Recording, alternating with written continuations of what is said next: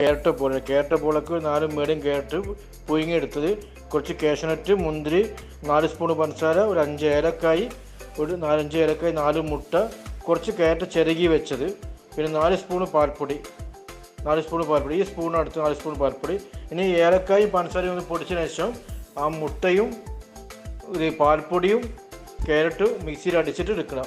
അതിൻ്റെ അതിന് ബാറ്റർ ഉണ്ടാക്കണം. അത് അടിച്ചെടുത്തത്. പിന്നെ അടുപ്പത്ത് പാത്രം വെച്ചിട്ടുണ്ട്. നമ്മൾ നോൺ സ്റ്റിക്ക് പോലത്തെ പാത്രമാണ്.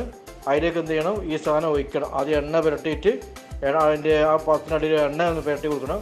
എണ്ണ പുരട്ടിയതിന് ശേഷം എന്ത് ചെയ്യണം, ഈ അടിച്ച് വെച്ച് ക്യാരറ്റിൻ്റെ ഇതെന്താക്കുക അതിലേക്ക് ഒഴിച്ച് കൊടുക്കണം.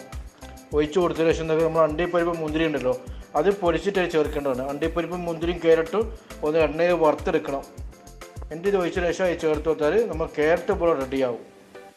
അത് 20 മിനിറ്റ് 30 മിനിറ്റിനുള്ളിൽ അത് ആവിയിൽ ക്യാരറ്റ് പോലെ റെഡിയായി.